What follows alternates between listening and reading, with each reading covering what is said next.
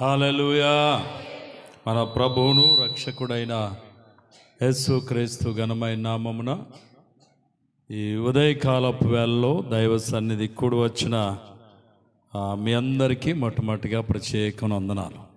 అందరు బాగున్నారా? ఒకసారి దేవునికి స్తోత్రం చెప్దాం. హల్లెలూయా. దేవుడు తన మహా ఉచితమైన కృపచేత ఈ వారం దినాలు ప్రభు మనలను కాచి కాపాడి భద్రపరిచారు. మనం జీవితంలో ఏ క్షణాన్ని ఏమవుతాం కూడా తెలియబడని వారం. ఒక క్షణంలో ఏం జరగబోతుందో కూడా మనకి తెలియదు. కానీ కేవలం ప్రభు కృపను బట్టి ఇన్ని దినాలు మనలను ప్రభు కాపాడారు. హాస్పిటల్కి వెళ్ళారా అంటే అలా చూస్తున్నారు, శ్మశానంకి వెళ్ళారంటే అలా చూస్తున్నారు. అంటే వెళ్ళారా అంటే ఎందుకు అక్కడ దానికోసం అంటే ఇంతమంది చచ్చిపోరే, నన్ను చచ్చిపోకుండా దేవా నువ్వు నన్ను ఉంచావు, నీకు స్తోత్రం అంటామని. అందుకేనా మనకంటే గొప్పోళ్ళు, గనులైన వాళ్ళు, ఆస్తి అంతస్తు ఐశ్వర్యాలు కలిగిన వాళ్ళు మన కళ్ళెదిటే చచ్చిపోతున్నారు, పాతిపెట్టబడుతున్నారు. కానీ మనం ఇప్పటికీ సజీవులుగా ఉన్నాం. అందుకొరకు ప్రభా నన్ను బ్రతుకుంచావు, నీకు స్తోత్రం అన్నాను. హాస్పిటల్కి వెళ్ళాం. హాస్పిటల్కి వెళ్తుంటే నిజంగా చూడలేని పరిస్థితులు ఉంటాయి. కొంతమందిని అస్సలు చూడలేము మనం. ఆ చూసిన రాత్రికి మన కళ్ళకు వచ్చేస్తారు. ఆ బాధ అంతా మనం ఆ రాత్రి భయం వేస్తుంది మనకి. అటువంటి పరిస్థితుల్లో కలిగిన వాళ్ళని చూసినప్పుడు ప్రభా నన్ను ఆ స్థితిలో ఉంచకుండా ఈ రోజుకి నన్ను ఆరోగ్యవంతురాలుగా ఉంచావు, నీకు స్తోత్రం అనాలి. ఇది ఎవరి కృప? దేవుని కృప. దేవుడు మనకిచ్చిన ఆరోగ్యాన్ని బట్టి, ఆయుష్ని బట్టి మరి స్తుతి, ఘనత, మహిమ, ప్రభావములు ఆయనకే చెల్లునుగాక. హల్లెలూయా. దేవుని సన్నిధానంలో ఈరోజు వరకు మనం సజీవులుగా ఉన్నామంటే కేవలం ఎవరి కృప అంటే ప్రభు కృప. అందుకని దేవుడు మనకిచ్చిన సమయాన్ని బట్టి ఆ స్తుతి, ఘనత, మహిమ, ప్రభావములు ఆయనకే ఆరోపిస్తూ ఆయన ఇచ్చిన సమయం నిండు మనసుతో ఇష్టపూర్వకంగా ఆయన సన్నిధిలో గడపటం ఇది గొప్ప భాగ్యం అండి. కానీ కొంచెంసేపు ఉండేటప్పటికే నేను మళ్ళీ ఇంకో రెఫరెన్స్ అన్నాను అనుకోండి, ఇంకేమనుకున్నా తెలిసి కొంతమంది మూలిగేసుకుంటారు, ఇంకా ముగించరేమో అయ్యగారు అనుకుంటారు. అంటే ఏంటి ఆశ? వెళ్ళిపోవాలి త్వరగా. కాదు. ఒక దినం అన్నాడు ప్రభు. ఒక దినం అంటే 24 గంటలు. ఒకరోజు దేవుని సందులో గడపటం అంటే ఎన్ని గంటలు? మనం గడిపేది ఎన్ని గంటలు గడుపుతున్నాం? రోజా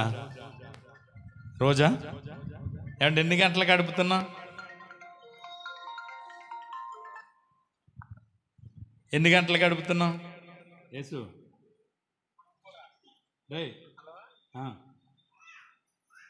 హలో, నేను ఇప్పుడు వచ్చాను మరిగుంట్లో వాక్యం చెప్తున్నాను. నా కోసం చూడదు, జరిపించి నేను వస్తానులే.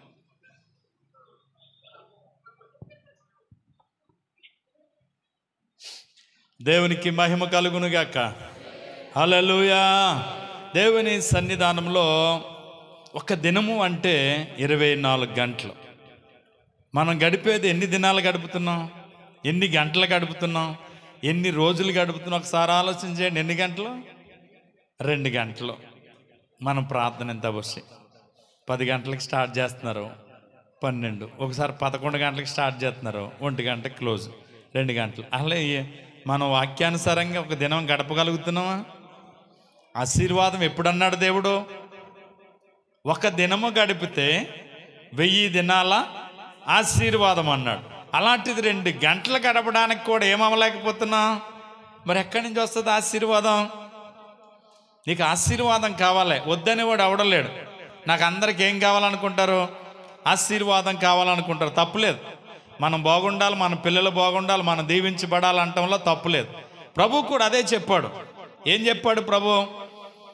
ద్వితోపదేశకాండ 28వ అధ్యాయం 1వ వచనంలోనే చెప్పాడు, నీ దేవుడైన యెహోవా వాక్కును శ్రద్ధగా నీ విని ఎడల భూమి మీద ఉన్న సమస్త జనముల కంటే ఆయన నిన్ను హెచ్చిస్తాడు. తప్పు ఏమీ కాదు. నువ్వు హెచ్చించబడాలంటంలో తప్పు లేదు, దీవించబడాలంటంలో తప్పు లేదు, నువ్వు బాగుండాలనుకోవటంలో తప్పు లేదు.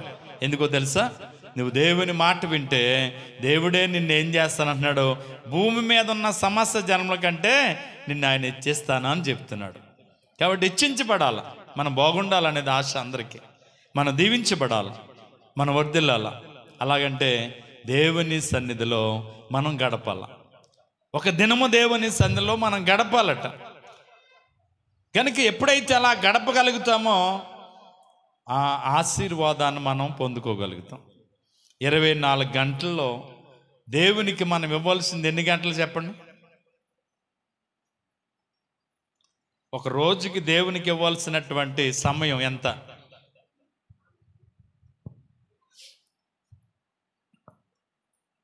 ఎంత? మీకు పదవంతు ఇచ్చే వాళ్ళకి తెలుస్తుంది, ఇవ్వలేనోడికి తెలియదు, అసలు ఆ లెక్కలు తెలియదు. నువ్వు ఇవ్వనంత కాలం తెలుసుకోలేవు కూడా. దేవునికి ఇవ్వాల్సిన సమయం ఎంత? 10 గంటలకి 1 గంట అనుకుందాం, 20 గంటలకి 2 గంటలు అనుకుందాం, 4 గంటలకి ఎంత? 40 నిమిషాలు. అంటే అట్లీస్ట్ 2 గంటల 40 నిమిషాలు ఒక రోజుకి దేవుని కొరకు మనం వాడాలి. ఒక రోజుకి దేవునికి మనం వాడవలసింది 24 గంటల్లో 2 గంటల 40 నిమిషాలు దేవుని పని కొరకు మనం వాడాలి. ఎన్ని గంటలు ప్రార్థన చేస్తారు? రోజులు ఎన్ని గంటలు? 24 గంటల్లో ఎంత సమయం ప్రార్థన చేస్తారు? మీరు ఆలోచన చేసుకోండి. ఎంత సమయాన్ని, దేవుని సమయాన్ని మనం వ్యర్థంగా గడిపేస్తున్నాం. 2 గంటల 40 నిమిషాలు ఒక రోజుకి ప్రభు కొరకు మనం వాడాలి. ఎన్ని నిమిషాలు వాడుతున్నాం? ఎన్ని నిమిషాలు వాడతాం? ఆలోచన చేసుకోండి. మనం ఆశీర్వదించబడాలనుకుంటున్నాం. ఎలాగొస్తుంది ఆశీర్వాదం? ఎలాగొస్తుంది మనకి దీవెన? వాక్యానుసారమైన విశ్వాస జీవితాలు మనం కలిగి ఉన్నప్పుడే మనం బహుగా దీవించబడతాం. దేవునికి స్తోత్రం చెప్దాం. మన పరిపూర్ణతలోకి రావాలట. ఎందులోకి రావాలా? విశ్వాసం పరిపూర్ణతలోకి రావాలి. మనం ఇంకెక్కడ ఉండిపోతున్నామంటే ప్రారంభపు దశలో ఉండిపోతున్నాం. కాదు కాదు కాదు మనం ఆధ్యాత్మికంగా ఏమవ్వాలి తెలుసా? మనం వెదగాలి. కనుక మీరు ఎంత సమయాన్ని ప్రభు కొరకు ఇస్తున్నారు, ఎంత సమయాన్ని ప్రభుతో గడుపుతున్నారు, మీరు ఆలోచన చేసుకుని ఇకనైనా మీరు ఒకసారి లెక్కలేసుకుని ప్రభు దగ్గర కొంచెంసేపు ప్రార్థన చేయడానికి 10 నిమిషాలే చేసే వాళ్ళు ఎలాగైనా ఒక రోజుకి 2 గంటల 40 నిమిషాలు గడపడానికి ప్రయత్నించండి. అందుకే దావీదు అంటాడు, 3 సార్లు ప్రార్థన చేశాను, 7 మార్లు నేను ఏం చేశాను తెలుసా? దేవుని స్తుతించాను అంటున్నాడు. అంటే ఏ రోజు కూడా ఆ దేవుని సమయాన్ని ఎక్కడా దొంగిలించకుండా దేవుని సమయాన్ని దేవుని కొరకు ఏం చేసుకున్నాడు తెలుసా? ఆయన ఉపయోగించాడు. మరి నువ్వు ఎన్ని గంటలు ప్రార్థన చేస్తావో? రోజుకి 2 గంటల 40 నిమిషాలు నువ్వు మొత్తం మీద ప్రభు కొరకు వాడాలి. నువ్వు ఎన్ని గంటలు ప్రార్థన చేస్తావో, ఎన్ని గంటలు సువార్త చెప్తావో, ఎన్ని గంటలు దేవుడు నీ జీవితంలో చేసిన ఆశ్చర్య కార్యముల కోసం నీ తోటి వారితో పంచుకుంటావో సమయాన్ని గుర్తించుకో. అలా గనక నువ్వు చేయగలిగితే నీ చుట్టూన్న వాళ్ళందరికంటే దేవుడు నిన్ను హెచ్చిస్తాడు. దేవునికి స్తోత్రం చెప్దాం. దేవునికి మనం ఇచ్చేయాలి. యేసు క్రీస్తు ప్రభువారి దగ్గరికి పరిసయ్యులు వచ్చారు. పరిసయ్యులు వచ్చి, ఇదిగో నీ శిష్యులు నువ్వు పన్ను కట్టొద్దని చెప్తున్నారు ఏంటి అని అడగటానికి వచ్చారు. నేను ఎందుకు ఎలాగన్నానా అని చెప్పి ఒక కాయిన్ తండి అన్నారు. కాయిన్ తెచ్చారు. కాయిన్ మీద ఏముంది? ఒక పక్కనే రూపాయి అయితే రూపాయి అని ముద్ర ఉంటుంది, ఒక పక్కన ఏముంటుంది? రాజ్య ముద్ర ఉంటుంది. ఒక పక్కన మన దేశ రాజ్య ముద్ర ఉంటుంది. కాబట్టి చూసి అన్నాడట, ఇదిగో ఇది రాజ్యముద్ర ఉన్నది కనుక రాజుకి మనం ఏం చేయాలా? చెల్లించాలా. రాజుకి మనం కట్టవలసిందే. కాబట్టి మీరు ఎవరు అలాగంటానికి వెళ్ళలేదు. తప్పకుండా మనం ఏం చేయాలా? రాజు దేవునికి మనం చెల్లించాలి. దేవునికి మనం చెల్లించాలి. ఈరోజు చాలామంది దేవునికి ఇవ్వలేకపోతున్నారు. మనది ఎలాగున్నా కానీ, మనది ఎలాగ ఇవ్వలేకపోయినా ఎవరిది ఇవ్వలేకపోతున్నాం? దేవునికి ఇవ్వలేకపోతున్నారు. ఆశీర్వాదం కావాలి మనకి. ఎలాగొస్తుంది? ఎప్పుడైతే దేవునికి మనం ఇచ్చి మనం దేవుణ్ణి అడుగుతామో అప్పుడు దేవుడు ఆకాశపు వాకిళ్ళు ఇప్పుతాడట, పట్టజాలనంత దేవునిలో కుమ్మరిస్తాడట. మనం అలా చేసినప్పుడే దీవించబడతాం. దేవునికి స్తోత్రం చెప్దాం. ఒక్క 2 మాటలు చెప్పి నేను ముగిస్తాను మన కీర్తనలో. దయచేసి మీ అందరికీ ఒక రిక్వెస్ట్ ఏంటంటే, మన భీమరాజు గారు కుమారుడు ఉన్నాడు, రాబర్ట్, తెలుసు కదా మీకు, దైవజనుడు రాబర్ట్ గారి భార్యకి రేపు మిర్యాలగూడలో ఆపరేషన్ చేస్తున్నారు. అంటే డెలివరీ ఆపరేషన్లు అండి. రెండోసారి గర్భవతి అయింది. మొదట పాప పుట్టింది. ఇప్పుడు మళ్ళా ప్రసవ సమయం కాబట్టి వాళ్ళ అమ్మగారింటికి తీసుకెళ్లారు మిర్యాలగూడ. రేపు ఆపరేషన్ చేస్తున్నారు. దయచేసి భీమరాజు గారు నిన్నే ఫోన్ చేసి రేపు చిన్న అందరితో చెప్పు, ప్రార్థన చేయమను అన్నారు. దయచేసి మీరందరూ కూడా రేపు గ్రేస్ ఎవాంజలిన్ పిలిపారు, రేపు ఆపరేషన్ చేస్తున్నారు. దయచేసి ఈరోజు మధ్యాహ్నించి భీమరాజు గారు వారి ఫ్యామిలీ అంతా అక్కడికి వెళ్తున్నారు.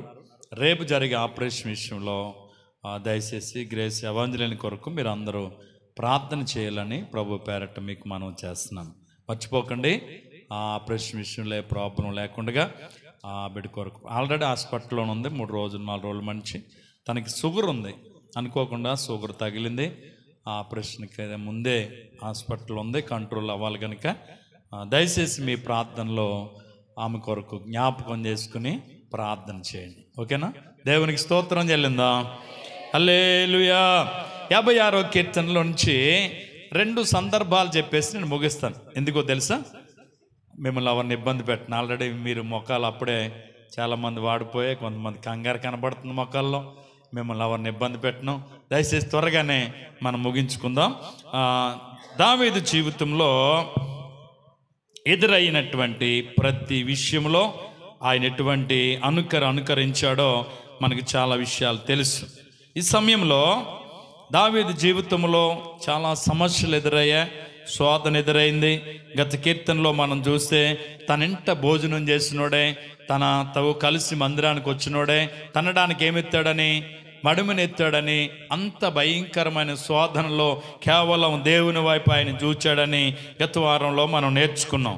ఈరోజు కూడా తన జీవితంలో ఎదురైనటువంటి సమస్యల్లో ఏం చేశాడు అనే దానికోసం 1-2 మాటలు నేను మీకు జ్ఞాపకం చేస్తాను. చూడండి.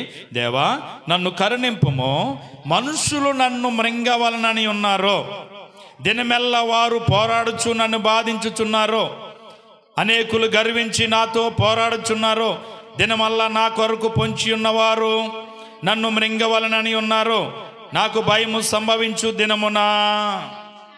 ఓకే, ఇది ఆయన పరిస్థితి. దినమెల్లా పోరాటమే.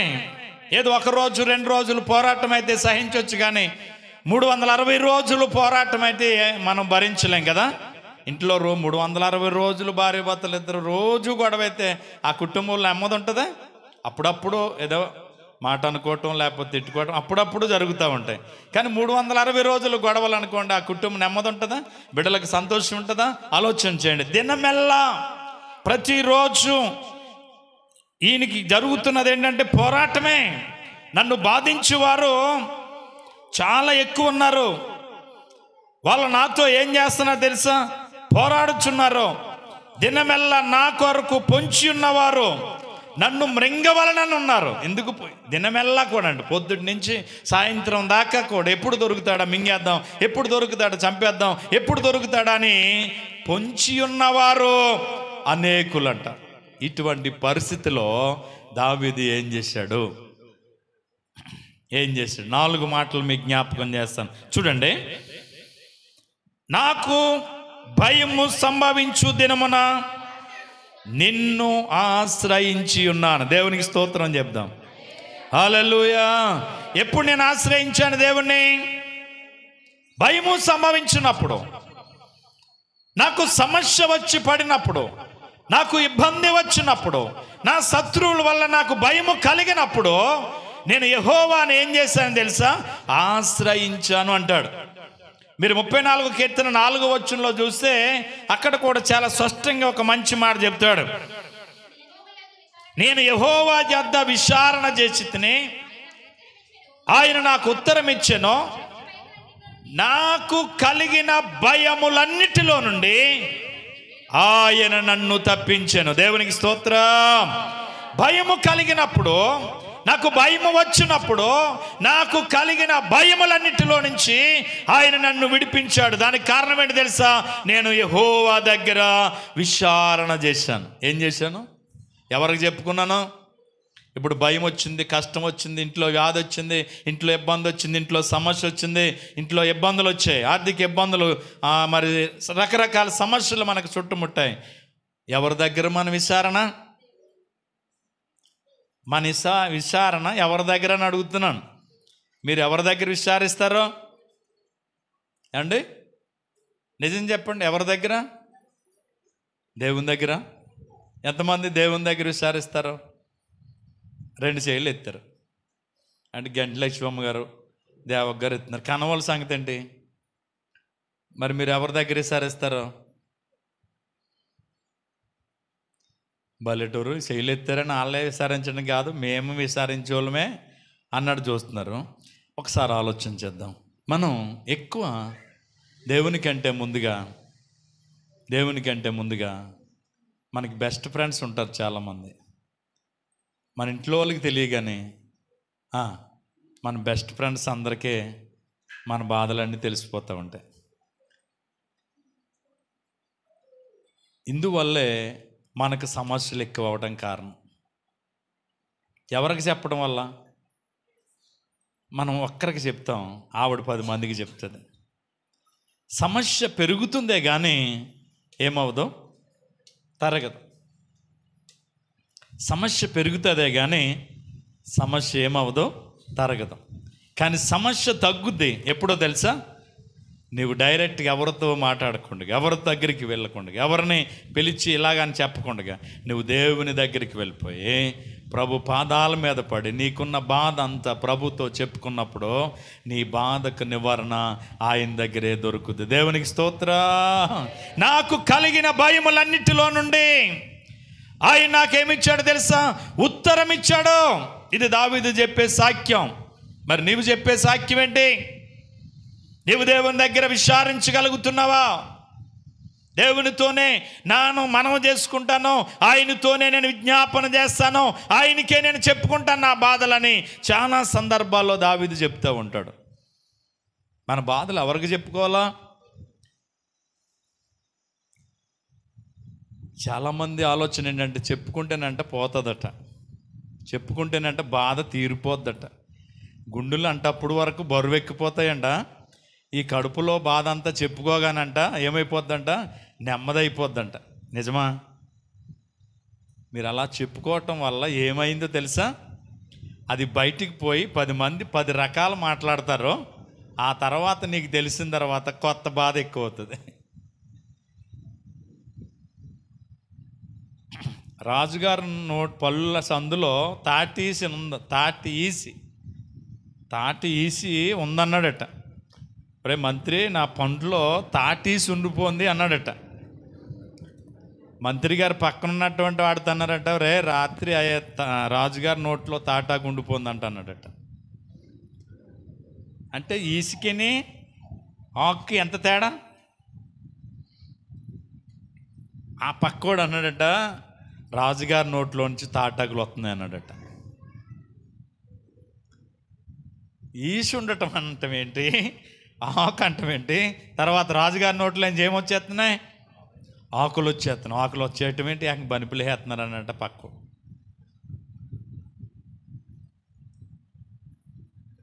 అంత ఎందుకంటే నాకు తెలిసిన ప్రెసిడెంట్ గారి కోసం మాట అన్నాను. ఆయన అన్నాడు, అస్సలు బాగోలేదు పరిస్థితి, పాపం చాలా సీరియస్ అన్నాడు. నేను నిజం అనుకుని మళ్ళాడు పొద్దుటే ఆయన దగ్గరికి వెళ్ళాను. ఆయన హ్యాపీగా ఉన్నాడా? ఏమైంది సార్ ఇలాగైందంట కదా. నాకు చిన్న ఆ పురుగు కుట్టింది, చేతికాడ చిన్న మచ్చ వచ్చింది, నల్ల మచ్చ, దానికోసం హాస్పిటల్కి వెళ్ళాను. 2 రోజులు ఎక్కడికి బయటికి తిరగొద్దన్నారు అంతే తప్ప నాకు ఏమవ్వలేదు అన్నాడు. నాకు చెప్పినోడు ఏమన్నాడు తెలుసా? ప్రెసిడెంట్ గారు ఒళ్ళంతా ఇడిపోయింది, హాస్పిటల్లో తిరుగుతున్నారు అన్నాడు. నేను నిజం అనుకుని, నాకు చాలా బాగా మంచి స్నేహితుడు ఆయన. నేను వెంటనే పొద్దుటే బయలుదేరి ఆయన దగ్గరికి వెళ్ళాను. వెళ్ళిన వెంటనే గవ్వ బయటకు వచ్చారు ఆయనతో కానీ చెప్పి కూర్చున్నాను. ఏం జరిగింది సార్ ఎలాగంట కదా అన్న. అయ్య బాబు అదేంటి నాకు అలాగ అవ్వటం ఏంటి అంటున్నాడు ఆయన. ఇంతకీ నేను తర్వాత తెలుసుకుంటే నాకు చెప్పినోడు అలా ఆయన దగ్గరికి వెళ్ళలేదంట. ఆయన దగ్గరికి వెళ్ళలేదు. మరి ఎవడు చెప్పాడు ఆడికి? ఇప్పుడు అడిగాను అనుకోండి, అలా వల్ల అనుకున్నారండి. చూసారా, జరిగేది ఒకటి, బయట చెప్పుకున్నాయే ఒకటి. అందుకని ఎప్పుడు కూడా మనం ఒక బాధ చెప్పుకుంటే బయట లేని బాధలో ప్రసారం చేసేస్తారు. అంతే దావీదు అంటాడు, నన్ను చూడడానికి వచ్చినోడు ఒకడు ఇంకేముందో కుదరని రోగం వచ్చింది, వాడు తిరిగి లేవడం, వాడు చచ్చిపోతాడని చెప్పుకుంటున్నారు అందరూ నా కోసమని అంటాడు ఒక చోట. ఏ రోగం వచ్చిందంట? కుదరని రోగం వచ్చింది, ఇంక లేవడం, చచ్చిపోతాడు, అయ్యో పాపం అని అనుకున్నారంట బయట వాళ్ళందరూ. తీరా చూస్తే ఆయనకి అటువంటి బలహీనత లేదు అంటాడు దావీదే. కాబట్టి ఇటువంటి సమయంలో నేను మీకు చెప్పేది ఏంటంటే, ఎట్టి పరిస్థితిలో ప్రతి కుటుంబంలో ఏదో ఒక సమస్య ఉంటుంది. సమస్య లేని కుటుంబాలు ఉండవు, ఇబ్బంది లేని కుటుంబాలు ఉండవు. అయితే చాలా కుటుంబాల్లో ఏం జరుగుతుందో ఎవరికి తెలియదు. కొంతమంది ఇళ్ళల్లో ఏం జరుగుతుందో ఎవరికి తెలియదు. కొంతమంది ఇళ్ళల్లో ఏమి జరగకపోయినా జరిగిపోయిందని ప్రసారాలు చేసేస్తారు. ఏమి జరగకపోయినా ప్రసారాలు చేసేస్తారు. ఈ విషయంలో మనం అందరం ఏం పడాలి తెలుసా? జాగ్రత్త పడాలి. మనం విచారించవలసింది మనుషుల దగ్గర కాదు. ఎందుకో తెలుసా? ఎవరు చెప్పని సంగతి వాక్యం ఒకటే చెప్పింది. ఏంటి తెలుసా? ఏ మనుషుడు నమ్మదగినోడు కాడు అని. ఏ మనుషుడు నమ్మదగినోడు కాడని ఏం చెప్పింది తెలుసా? బైబిల్ ఒకటే చెప్తుంది. మీరు ఎక్కడ ఏ చరిత్ర చెప్పట్లేదు అలాగని. ఏ మనుషుడు నమ్మదగినోడు కాదు. ఇంకా లోతుకి వెళ్తే మన పక్కనున్న భార్య కూడా నమ్మదగింది కాదని చెప్పాడు వాక్యం. అందుకని ప్రతి విషయంలో కూడా నువ్వు చాలా జాగ్రత్తగా ఉండాలి అని చెప్పాడు. ఎందుకో తెలుసా? ఒక పెద్ద ఆయన ఆయనకి 4 కొడుకులట. 4 కొడుకుల్ని ఎలాగ ఉండాలనేది విషయంలో చాలా జాగ్రత్తలు చెప్తూ, ఇలాగ ఉండాలి బాబు, ఇలాగ ఉండాలని అన్నీ చెప్పుకుంటూ వాళ్ళని నడిపించుకుంటూ వచ్చాడు. ఒక రోజుని వాళ్ళకు ఒక సలహా చెప్తున్నాడట. రే బాబు, మీరు ఎట్టి పరిస్థితిలో పోలీసోడితో స్నేహం చేయకండి అన్నాడట. ఎవరితో? పోలీసోడితో స్నేహం చేయొద్దు అన్నాడు. రెండవది, మీ ఇంటి ముందు ఎప్పుడు కూడా ఒక ముళ్ళ కంప, రక్కీష్ కంప లాంటిది ఎప్పుడు మీరు పాతొద్దు అన్నాడట. మూడోది, ఎప్పుడు నిజాన్ని నీ భార్య దగ్గర పంచుకోకు, చాలా జాగ్రత్తగా ఉండు అన్నాడట. ఏమవుతుందా అని ఇప్పుడు బాబు ఏది చేయొద్దు అన్నాడు, అది చేయడానికి రెడీ అయ్యాడు. ఎందుకో తెలుసా? మా నాన్న ముళ్ళు కంప ఎందుకు పాతొద్దు అన్నాడు. పాతే ఏమవుతుందో తెలుసుకోవాలి. పోలీసుడితో ఎందుకు స్నేహం చేయకూడదు? మనం ఎంత స్నేహం చేసినా, మన దగ్గర బాగా నటించినా, చిన్న లోపం మన దగ్గర ఉందని తెలిస్తే మళ్ళాడు అరెస్ట్ చేయించాడు మనల్నాడు. ఆ పోలీస్ కుక్క అంటారు, గుణం అది. అందుకని ఎట్టి పరిస్థితుల్లో వాళ్ళని పుల్లిగా మనం ఏం చేయకూడదు, నమ్మకూడదు, వాళ్ళతో పూర్తిగా మనం స్నేహం చేయకూడదు. అంతే. ఎందుకు చేయకూడదని ఇతను తెలుసుకోవాలనుకున్నాడట. తెలుసుకోవాలనుకుని మనం రేగిపళ్ళు కంప ఉంటా తెలుసా? రేగిపళ్ళు చెట్టు చూసారు ఎప్పుడైనా? రేగిపళ్ళు చెట్టు చూసారా మీరు? ముళ్ళు కంప, ముళ్ళు అన్ని ఒళ్ళని దానికి అంతా ముళ్ళే ఉంటాయి. రేగిపళ్ళు అది ఇలా మన సొక్కాయ దానికి తగులుకున్నా మన ముళ్ళు అట్టేసుకుంటుంది. అలాంటి కంప తెచ్చి ఇంట్లోంచి కరెక్ట్గా అలా దిగి గడపాతాడట. చక్కగా పెరిగింది, పెద్ద అయింది. అది ఎందుకు పాతొద్దన్నాడో తెలుసుకోవాలి. రెండవది, ఎవరితో స్నేహం చేయకూడదు? పోలీసుడితో. ఆ ఈదులో పోలీసుడు అక్కడ అద్దెకొచ్చాడట. రోజు ఆడి ఇంటికి వెళ్ళి కూర్చోవటం, బావ అంటాం, ఆడితోటి స్నేహం పెంచుకున్నాడు, బాగానే ఉంది. వాళ్ళ ఇంటికి వెళ్ళటం, వీళ్ళ ఇంటికి వెళ్ళటం, ఇక్కడి నుంచి కూర, అక్కడి నుంచి కూర ఇక్కడికి వచ్చేస్తుంది, అన్నీ బాగానే ఉంది, స్నేహం బాగానే జరుగుతుంది. తర్వాత భార్యకి ఏం చెప్పొద్దు అన్నాడు? గమ్ముని నువ్వు గింజ కూడా దాగదంట కొంతమంది నోట్లో. ఏ గింజ? నువ్వు గింజ ఎంత ఉంటుంది, అది కూడా దాగదంట ఆడవాళ్ళ నోట్లో. అందుకని నువ్వు కంగారు పడి ఏమి గమ్ముని చెప్పేకు అని చెప్పాడట. వాళ్ళు చెప్తే ఏమవుద్దని ఓ రాత్రి నిద్రపోయిన తర్వాత లేచి వాళ్ళ ఇంట్లో గదిలో గొయ్యి తవ్వి ఒక అట్టి బొండ తెచ్చి ఆ గోతులు ఎట్టి పాతి పెట్టాడట. కరెక్ట్గా మట్టి లాగేటప్పటికి ఎవరు లేచిపోరు? ఈవిడ లేచిపోయింది. ఏంటి అన్నదంట. కంగారు పడుకు రోజు గొడవకు వస్తున్నాడు కదా మన ఇంటి పక్కడు, అన్నీ వేసేసాను, ఇంక నువ్వు ఎవరికి ఈ విషయం చెప్పకు, పాతి పెట్టాను అన్నాడట. ఎప్పుడు తెల్లారుతుంది అని చూసి పోలీస్ స్టేషన్ దగ్గరికి వెళ్ళి అన్నయ్య గారు అందట. అమ్మ ఏమి లేదండి, ఎవరితో అనకండి, బావగారు రాత్రి ఇలా చేశారు అన్నదట. ఏం చేశారు? బావగారు రాత్రి ఇలాగా చేశారండి అన్నది. ఎవరితో చెప్పకండి అన్నదట. కాంచేపటికే అలాగే అమ్మ అన్నాడు, వచ్చేసింది. కాంచేపటికి వీళ్ళ ఇంటూరు చుట్టూ ఎవరున్నారట? పోలీసు వాళ్ళు వచ్చేసారట. ఇదేంటి ఎవరికి చెప్పొద్దన్నాను, ఈ పోలీసు వాళ్ళు వచ్చేసారండి మా ఇంటికి అనుకుని కంగారు పడుతుందంట. ఈయన పాపం నిద్రపోతున్నామని లెగ్గొట్టేందండి. ఇంకేముంది, ఇగో పోలీసు వాళ్ళు వచ్చేసారు మన ఇంటికి అన్న. ఎందుకు వచ్చేసారు పోలీసు వాళ్ళు? ఇగో పోలీసు వాళ్ళు రావటం ఏంటి? నువ్వు చెప్పొద్దన్నాను వాళ్ళకని చెప్పేవా? అదా అన్నయ్య గారితో అన్నాను, అన్నయ్య గారితో ఎవరికి చెప్పొద్దన్నాను, అయినా ఆయనకి ఏం చెప్పేయడము, అందరూ వచ్చేసారంట. ఈ గవ్వ పోలీసు వాళ్ళు వచ్చేసారా అని ఇంట్లోంచి ఇలా పరిగెడుతున్నాడట. బయటకు వచ్చేటప్పటికి వెళ్ళిపోయేవాడిని ముళ్ళకంపంట చక్కగా తలగేసుకుని లాగి పట్టేట్టుకున్నాను. పోలీసు వాళ్ళు పట్టేసుకున్నాను. ఇప్పుడు అర్థమైందా ముళ్ళకంప ఎందుకు పోతుంది అన్నాడో అర్థమైంది. నిజం ఎందుకు చెప్పొద్దో అర్థమైంది. పోలీసు వాడితో ఎందుకు స్నేహం చేయకూడదో అర్థమైంది. ఓకే, పోలీసు వాళ్ళు అందరూ వచ్చేసారు. మొత్తం అందరు ఇంట్లోకి వచ్చేసారు. అందరికీ ఎక్కడ పాతి పెట్టాడు మీ ఆయన, ఏంటి చెప్పు అనేటప్పటికి ఆవిడ రండి అని వాళ్ళ ఇంటికాడ మంచం పక్కన చూపించిందంట. గొయ్యి మొత్తం అంతా తవ్వారు. అందులో మనిషి లేడు. ఎవరున్నారు? అట్టి బొంద ఉంది. ఏంటి ఇది ఇలాగని ఎందుకు చెప్పావు? అలా ఇలా చెప్తే ఏం చేస్తుంది మా ఆవిడ చూద్దామని ఇలా చెప్పానంటే ఎంత చేసుకొచ్చింది చూసారు, ఎంత చేసుకొచ్చిందో. అందుకని కొంతమంది అలాంటి భయంకరమైన మనుషులు ఉంటారు కనుక ఏం చేయాలి తెలుసా? జాగ్రత్తగా ఉండు అని అనుభవాలన్నమాట. కొంతమంది దగ్గర ఇంట్లో ఎంత భయంకరమైన విషయమైన జారి బయట వాళ్ళకి చెప్పేస్తారు కొంతమంది. ఇటువంటి పరిస్థితులు ఎదురైనప్పుడు విచారించవలసింది ఎవరిని? ఎవరితో కాదు, మనం చెప్పుకోవాల్సింది. యేసయ్య పాదాల మీద పడి కన్నీళ్ళు కార్చి బయటకు వచ్చి చక్కగా నవ్వుతూ మాట్లాడాలంతే. ఎక్కడ ఏడాలి మనం? ఏడితే యేసయ్య పాదాల దగ్గరే మనం ఏడాలా. యేసయ్య పాదాలు పట్టుకుని మన సంగతి అంతా ఆయనతోనే చెప్పుకోవాలా. అదే జరిగింది దావీదు జీవితంలో. ఏమైంది? నేను యెహోవాను ఆశ్రయించాను. రెండవది, దేవుని బట్టి నేను ఏది నన్ను బలపరుస్తుంది తెలుసా? వాక్యాన్ని నేను ఏం చేస్తానో కీర్తిస్తాను. రెండవది ఏంటి తెలుసా? వాక్యము మనకి ధైర్యం ఇచ్చేది, వాక్యం మనల్ని ధైర్యపరిచేది, వాక్యం మనల్ని నిరీక్షణలో నిలిపేది ఏంటో తెలుసా? వాక్యం. అందుకంటే నీ వాక్యము నా పాదములకు దీపమును, అది నా త్రోవకు ఏమైంది? వెలుగై ఉందంటాడు. నీ వాక్యమును బట్టి నేనేం చేస్తున్నా తెలుసా? వాక్యమును కీర్తిస్తాను. మూడవది, దేవుని యందు నమ్మిక ఉంచి ఉన్నాను, నేను భయపడను. ఏముంచానో? దేవుని యందు ఏముంచాలా? నమ్మిక ఉంచానో, నేను భయపడను. ఈ నిరీక్షణ ఉందా మనకి? ఎవరికి భయపడవలసిన అవసరం లేదు. కింద అంటాడు, శరీరదారులు నన్నేమి చేయగలరు? ఒక మనుషుడు మనల్ని ఏం చేయగలడు?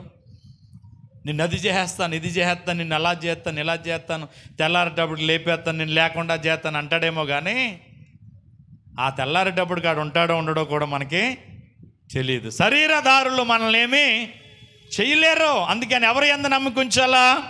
దేవుని యందు మనం ఏముంచాలి తెలుసా? నమ్మిక ఉంచాలి. నువ్వు నమ్మినట్లయితే గొప్ప కార్యాలు నువ్వు చూస్తావు. 21వ కీర్తన 7వ వచనం చూడండి. 21వ కీర్తన 7వ వచనం. ఏలయనగా రాజు యెహోవా యందు ఏముంచాడు తెలుసా? నమ్మిక ఉంచాడు. సర్వోన్నతిని కృపచేత ఆయన కదలకుండా నిలిచాడట. కారణం ఏంటి తెలుసా? దేవుని యందు ఏముంచాడు? నమ్మిక ఉంచాడు గనుక, సర్వోన్నతిని కృప ఆయన ఆవరించింది గనుక కదలకుండా నిలిచాడట. దేవునికి స్తోత్రం. కాబట్టి దేవుని యందు ఏముంచాలా? నమ్మిక ఉంచాల. 27వ కీర్తన మొదటి వచనం, 27వ కీర్తన మొదటి వచనం, యెహోవా నాకు వెలుగై ఉన్నాడు, రక్షణ అయి ఉన్నాడు, నేను ఎవరికి భయపడదును? యెహోవా నా ప్రాణదుర్గము, నేను ఎవరికి వెరతును?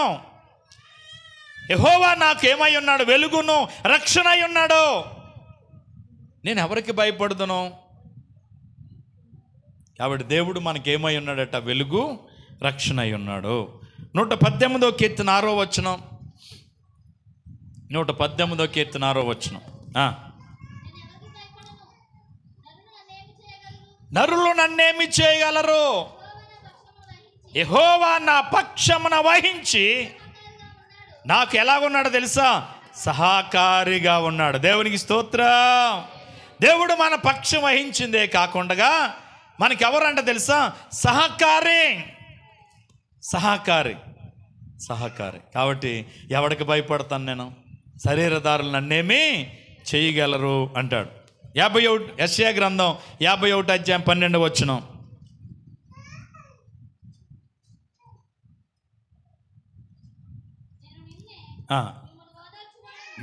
నేనే మిమ్మును ఓదార్చువాడను, చనిపోవు నరునికి, తునమాత్రుడగు నరునికి నువ్వెందుకు భయపడదు? ఎందుకు భయపడుతున్నావు? కొంతమందిని చూసి కొంతమందికి భయం, ఏదో చేసేస్తారేమో అని. ఇక్కడ అంటాడు, చనిపోయే నరునికి, తునమాత్రుడగు నరునికి నువ్వెందుకు భయపడదువు? శరీరదారులు ఏమి చేయగలరు? మన పక్షం దేవుడైతే ఎవరు మనల్ని ఏమీ చేయలేరు, ఎవరు మనల్ని ఏమీ చేయజాలరు. అందుకని మన పక్షం ఎవరు వహించాలా? దేవుడు వహించాలి. అప్పుడు గొప్ప అద్భుతాలు మనం దేవుని ద్వారా పొందుకోగలుగుతాం. హెబ్రీయులకు రాసిన పత్రిక 13వ అధ్యాయం 6వ వచనం, హెబ్రీ 13:6, ప్రభువు నాకు సహాయుడు, నేను భయపడను, నరమాత్రుడు నాకేమి చేయగలడు? ఎవరు? ఎలాగా? నరమాత్రుడు నన్నేమి చేయగలడని ధైర్యంతో చెప్పగలిగే స్థితిలో దేవుడు మనల్ని ఉంచాడు. కారణం ఏంటి తెలుసా? ఆయన మనకు తోడై ఉన్న దేవుడు. దేవునికి స్తోత్రం. అందుకే శ్రమ వచ్చినా, కష్టం వచ్చినా, ఇరుకొచ్చినా, ఇబ్బంది వచ్చినా ఎక్కడ భయపడకుండా ఎవరిని ఆశ్రయించాడో తెలుసా? దేవుని వైపు తిరిగాడు, వాక్యమును కీర్తించాడు, దేవుని అందు ఏముంచాడో? నమ్మిక ఉంచాడు. చివరిగా 9వ వచనం మన కీర్తనలో 4వ మాట ఏంటంటే, నేను మొరపెట్టు దినమున నా శత్రువులు వెనుకకు తిరుగుదురు, దేవుడు నా పక్షమునున్నాడు గనుక ఉన్నాడని నాకు తెలియను. దేవునికి స్తోత్రం. నేను మొరపెట్టు దినమున దేవుడు నాకేమిస్తున్నాడు? ఉత్తరం ఇస్తున్నాడు. ఇందును బట్టి నేను ఏమనుకున్నాను తెలుసా? దేవుడు నా పక్షమునున్నాడని నేను ఎరిగి ఉన్నాను. దేవునికి స్తోత్రం. ఎవరు మన పక్షం ఉండాలా? ఎవరు మన పక్షాన్ని ఉండాలా? దేవుడు మన పక్షం అయితే మనకు విరోధి ఎవడు? ఆయనే మనతో ఉంటే ఎవడు మనల్ని ఏం చేయగలడు? ఆయన లేకుండా ఉంటే ఎవడైనా ఏదైనా చేయగలుగుతాడు. కనుక ఇప్పుడు దావీదు పక్షం ఎవరున్నారు? దేవుడు ఉన్నాడు. మరి గొలియాతు పక్షం ఎవరు? దేవుడా అండి? దావీదు పక్షంగా దేవుడు ఉన్నాడు, గొలియాతు పక్షంగా ఎవరున్నారు? ఫిలిష్తీయులు ఉన్నారు. ఎవరిని చూసుకున్నాడు? ఫిలిష్తీయులను చూసుకుని రండ్రా మీకు దమ్ముంటే అన్నాడు. కానీ దావీదు ఎవరిని చూసుకుని ఆడితో యుద్ధం చేస్తానన్నాడు? దేవుని చూసుకుని. అందుకని మనల్ని ఎవరి మీద మన నిరీక్షణ, మనం ఎవరి మీద ఆధారపడాలా? దేవుడు మన ఆధారం, దేవుడు మనకు తోడు, దేవుడు మనకు సంరక్షణ. ఆయన మనల్ని ఇడువాడు, ఎడబాయని దేవుడు. మనుషులు విడిచిపెట్టినా ఆయన ఇడువాడు. కాబట్టి 4 సందర్భాలు నేను మీకు జ్ఞాపకం చేశాను. 1, దేవుణ్ణి ఆశ్రయించాడు. 2వది, వాక్యమును కీర్తించాడు. 3వది, ఆయనందు నమ్మిక ఉంచాడు. 4వది, ఆయనకు మొర్రపెట్టాడు. ఈ విషయాల్లో ఈ అనుభవాలు మనం కలిగి ఉంటే దేవుడు మన పక్షాన్ని వహిస్తాడు. లోకంలో మనకి విరోధం అంటూ ఎవడు ఉండడు. దేవునికి స్తోత్రం చెప్దాం. చివరిగా 8వ వచనం మనం జ్ఞానం చేసి ముగిందాం. ఏంటి? నా సంచారములు నీవు లెక్కించి ఉన్నావు, నా కన్నీళ్లు నీ బుడ్డులో ఉంచబడి ఉన్నవి, అవి నీ కవులలో కనబడును కదా. దేవునికి స్తోత్రం.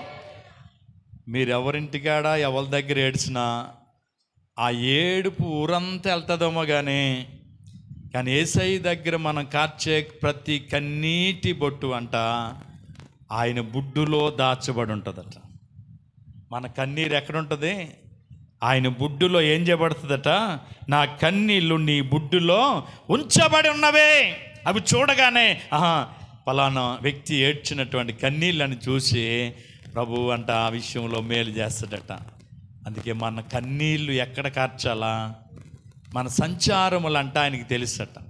సంచారములు అంటే సంచార జాతులు అంటారు. సంచార జాతులు అంటే ఏంటి అమ్మా? సంచారం అంటే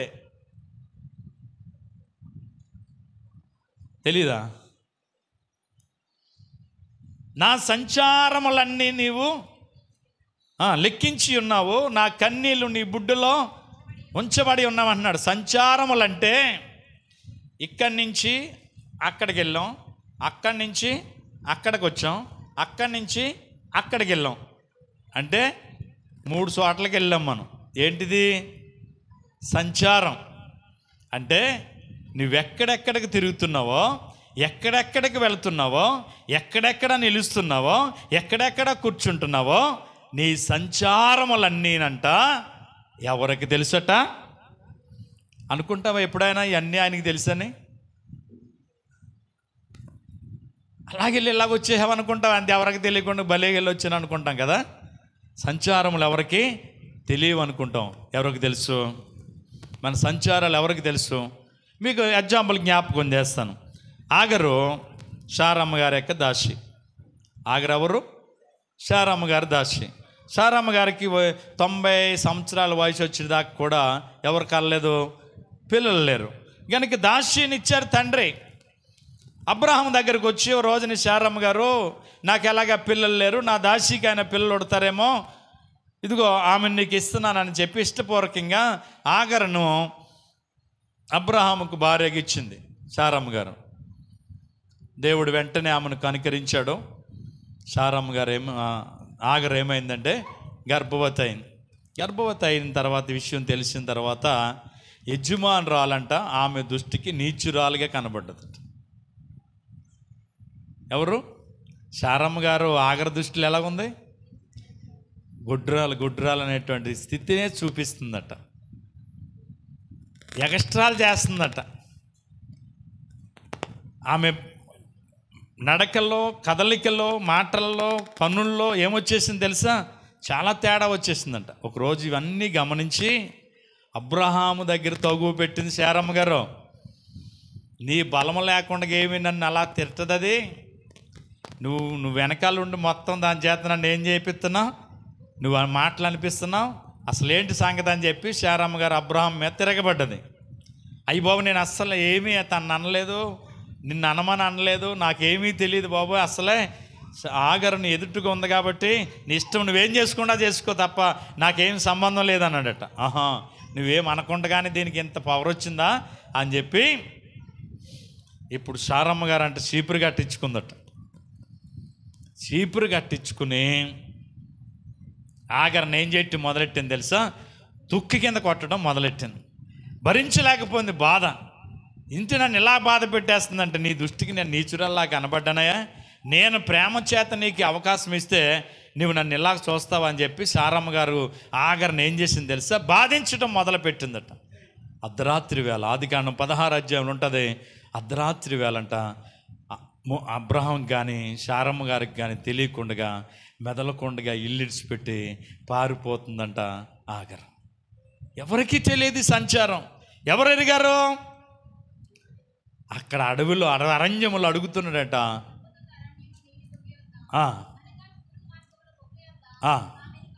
కనుగొని చూడండి ఏ దాసి? సారాయి దాసి వైనాగరు. ఎక్కడి నుంచి వస్తున్నావు, ఎక్కడికి వెళ్తున్నావు అని అడిగితే, అది నా యజమానురాలైన సారా యొద్ద నుండి. ఎక్కడి నుంచి పారిపోతుంది? ఎందుకు సారా యొద్ద నుండి పారిపోతుంది? బాధ భరించలేక. ఎందుకు తెచ్చుకుంది? కొని తెచ్చుకుంది తానే. తీరులో మార్పు వచ్చి, మాటలో మార్పు వచ్చి, నడకలో మార్పు వచ్చి, క్రియల్లో మార్పు వచ్చి అవతల వ్యక్తికి ఏం రప్పించింది? కోపం రప్పించింది. కాబట్టి కొంతమందికి ఊరికే రాదు కోపం. ఎందుకు వస్తుంది? మాటలో మార్పు, నడకలో మార్పు, క్రియల్లో మార్పు వచ్చేటాడికి ఏమొస్తుంది? తప్పకుండా కోపం వస్తుంది. సారమ్మ గారికి అదే వచ్చింది. ఆ సారమ్మ యొద్ద నుండి ఏమైపోతుందని తెలుసా? పారిపోతున్నాను అన్నది. దయచేసి నా మాటను నువ్వు తిరిగి మళ్ళీ వెనక్కి వెళ్ళి యజమానురాల చేతి కింద అణిగి మణిగి ఉండి అన్నాడట దేవుడు. ఎలా ఉండాలా? అణిగి మణిగి ఉండాలా. నువ్వు ఎగిరెగిరి పడ్డానికి కుదరదు. వెళ్ళో, వెనక్కి తిరిగి వెళ్ళో. ఏమై ఉండు? అణిగి మణిగుండు. ఈరోజు అణిగి మణిగి వాళ్ళు ఉన్నారా అంటే? పెద్దోళ్ళు వీళ్ళకి ఏమవ్వాలా? వీళ్ళకి అనగాల. చిన్నోళ్ళు లోబడే పరిస్థితి ఉండలేదు. కానీ దేవుడు చెప్తున్నాడు ఆగరతోటి, నువ్వు నీ యజమానురాల చేతి కింద అణిగి మెనుగుండు, వెళ్ళు అన్నప్పుడు, చూచుచున్న దేవుడు అయ్యా, ఎవరు చూడకుండా వచ్చాను నేను, నువ్వు నన్ను చూచావు, తప్పకుండా నేను వెళ్తాను, నువ్వు చెప్పినట్టుగా నేను చేస్తానని వెనక్కి తిరిగి వచ్చి ఆ రోజు నుండి తన బిడ్డను కనే వరకు కూడా ఏమైందో తెలుసా? అణిగి మెనిగే ఉందట. దేవునికి స్తోత్రం, హల్లెలూయా. సంచారములు ఆయనకి తెలుసు. నీ సంచారములన్నీ ఆయన ఎరుగును. నువ్వు అనుకుంటున్నావేమో తెలియదని. మన బ్రతుకంతా ఆయనకి తెలుసు. అదే చెప్తున్నాడు ఇక్కడ, నా సంచారములన్నీ నీవెరిగి ఉన్నావు. ఎవరికి తెలియకుండా ఏలియా బదిరి వృక్షం కింద పడుకున్నాడు. దేవదూత వచ్చి ఏలియాని లేపి, రబ్బాయ్ ఏంటి పరిస్థితి, ఎందుకు పడుకున్నా ఇక్కడ? లేదు నేను నన్ను చంపేస్తానంటుంది యెజబెలు, దానికి భయపడి వచ్చేసి నేను ఇక్కడ దాక్కున్నాను అంటుంది. లేదు 40 రోజులు ప్రయాణం ఉంది అబ్బాయి, నువ్వు అర్జెంటుగా లెగాలని చెప్పి. కాబట్టి ఎక్కడున్నా ఆయన మనల్ని ఏం చేసే దేవుడు తెలుసా? చూచే దేవుడు. నిజంగా ఆయన మనల్ని చూస్తాడు. గిజ్జోను గానుగు చాటును ఏం తలుపుకుంటున్నాడు? గోధుమలు దొల్లగొట్టుకుంటున్నాడు. చూడలేదా దేవుడు? ఇలా చెప్తే చాలా విషయాలు చెప్పొచ్చు, కానీ ఆలోచన చేయండి. మన సంచారములన్నీ ఆయన ఎరిగి ఉన్న దేవుడు. దేవునికి స్తోత్రం చెప్దాం. ఆయనకి తెలియబడందంటూ ఏదీ లేదు. నిన్ను నన్ను కూడా ఆయన ఎవరో తెలుసా? ఎరిగిన దేవుడు. అందుకని మనం ఆయన అందు ఏం కలిగి ఉందాం? నిరీక్షణ కలిగి ఉందాం. ఇదిగో ప్రభువా, నా బ్రతుకంతా నీకు తెలుసు, నా నడక నీకు తెలుసు, నా పడక నీకు తెలుసు, నా ఆలోచనలు నీకు తెలుసు, నా సంచారములన్నీ నీవు ఎరుగుదువు. నీ సన్నిధిలో నేను మొరపెట్టినప్పుడు కార్చిన కన్నీళ్ళు కూడా నీ బుడ్డులోనే దాచబడి ఉన్నావు ప్రభువా. నా వేదన కూడా నీకు తెలుసు నాయన. దయచేసి నన్ను కనికరించండి, నా పరిస్థితిని మార్చండి, నా స్థితిగతులు మార్చండి. నీకిష్టుడుగా నీకిష్టురాలుగా బ్రతికే కృపనివ్వండి అయ్యా. కృంగిపోయిన మమ్మలను లేవనెత్తండి. ఆర్థిక ఇబ్బందులతో సతమతం అవుతున్న మమ్మలను ఉన్నతమైన ఆశీర్వాదంతో నింపండి. చుట్టూన్న వాళ్ళందరికంటే భయంకర లేమితో బాధపడుతున్న మమ్మలను సమృద్ధిలోనికి నడిపించు ప్రభువని దేవుని వైపు మనం తిరిగి విచారణ చేయగలిగితే ఆశ్చర్యకరుడైన దేవుడు కృంగిపోయిన మనలను పైకి లేవనెత్తగలవాడు. అందుకని ఆయన విశ్వాసం ఉంచుదాం, ఆయన కృప కొరకు కనిపెడదాం. విశ్వాస యాత్రలో నమ్మకంగా ముందుకు సాగిపోదాం. సమస్యలు అనేవి రాకమానవు, కానీ సమస్యలు వచ్చినప్పుడు దేవుని వైపు మనం చూడాలి. ఎవరి తట్టు చూడాలా? దేవుని తట్టు మనం చూడాలి. ఎప్పుడైతే ఆయన తట్టు మనం చూస్తామో 34 కీర్తన 5వ వచనంలో ఉంటుంది, వారు ఆయన తట్టు చూడగా వారికి ఏం కలిగింది? వెలుగు కలిగింది. వారి ముఖములు ఎన్నడనో లజ్జింపకపోయాట. మనం కూడా ఆయన వైపు చూద్దాం, నిరీక్షణతో ముందుకు సాగుదాం. విశ్వాస యాత్రలో నమ్మకంగా ముందుకు సాగిపోదాం. అట్టి కృప దేవుడు నీకు నాకు మనందరికిచ్చి ఆయన కృపతో నింపునుగాక. ప్రేమ కలిగిన మా తండ్రి, నీ వందనాలు. ఉదయకాలపు వేళలో నీ పాద సన్నిధిలో చేరి ఇంతవరకు పాటల్లో, ప్రార్థనలో, ఆరాధనలో, వాక్య పరిసరలో మీరు మాతో ఉన్నందుకు స్తోత్రం. విన్న వాక్య ప్రకారంగా మాకు సమస్యలు వచ్చినప్పుడు, శోధన వచ్చినప్పుడు, ఇరుకు వచ్చినప్పుడు, ఇబ్బందులు వచ్చినప్పుడు నీ యొద్ద విచారించి నీ ద్వారా మేలు పొందే అనుభవంలోనికి మమ్మల్ని నడిపించండి. నిజమే ప్రభా, మా సంచారములు వెరిగి ఉన్నావని మా వేదన, మా దుఃఖము నీకు తెలుసు, మా కన్నీరు నీ బుడ్డులో దాచబడి ఉంటావని ఈరోజు నీ లేఖనాల ద్వారా మాట్లాడవు తండ్రి. నిజమే, మేము ఏ స్థితిలో ఉన్నామో, ఏ పరిస్థితిలో ఉన్నామో, మా బాధ, మా కష్టం, మా సమస్య, మా శోధన, మా ఇరుకు, మా ఇబ్బంది నువ్వు ఎరిగి ఉన్న దేవుడు తండ్రి. నీకు మరుగులేదు. నువ్వు మమ్మల్ని విడిచిపెట్టే దేవుడు కాదు. ఆ స్థితిలో నుంచి మమ్మల్ని నడిపించి బలపరిచే దేవుడు కనుక నీ యందు నిరీక్షణ గలవారమే విశ్వాస యాత్రలో నమ్మకంగా ముందుకు సాగిపోవటానికి కృప దయచేయండి. ఇంతవరకు వాక్యం విన్న ప్రతి బిడ్డను మీరు దీవించండి, వాక్యానుసార అనుభవంలోకి నడిపించండి. అలాగే తండ్రి, యూట్యూబ్లో లైవ్లో చాలామంది వాక్యం వింటా ఉన్నారు తండ్రి. వారిని, వారి కుటుంబాలను కూడా మీరు స్థిరపరచండి. నిరీక్షణ కలిగిన బిడ్డలుగా, సమస్యలు వచ్చినప్పుడు నీ వైపు తిరిగేవారిగా ముందుకు సాగునట్లు ప్రతి ఒక్కరికి కృపనిచ్చి మేలు చేయమని, మరి ముఖ్యంగా రేపటి దినం మిర్యాలగూడలో రాబట్టు తన భార్య నాయన గ్రేస్ ఎవాంజలినికి ప్రభా మరి ఆపరేషన్ చేయబోతుండగా కూడా కృప తోడుగుంచండి. ఆ ఆపరేషన్ విషయంలో మేలు చేయండి. చక్కని బిడ్డను మీరు ప్రసాదించండి. తల్లి బిడ్డ క్షేమంగా ఉండి మళ్ళా గృహానికి వచ్చినట్లుగా అంతటి పర్యాంతము నీ కృప క్షేమాలు ఆ బిడ్డకు తోడుగా ఉంచి కృపతో నింపండి, మేలు చేయండి. ఘనత, మహిమ, ప్రభావాలు మీరే పొందండి. రేపటి దినం భీమరాజు గారు వారి కుటుంబం బయలుదేరి ఈరోజు మధ్యాహ్నం వెళ్తూ ఉండగా వారి ప్రయాణంలో కూడా తోడుండి క్షేమాన్నిచ్చి కృపతో నింపండి. యేసయ్య ఘనమైన నామమున ప్రార్థించి స్తుతించి అడిగి వేడుకొనుచున్నాం పరమ తండ్రి. ఆమేన్.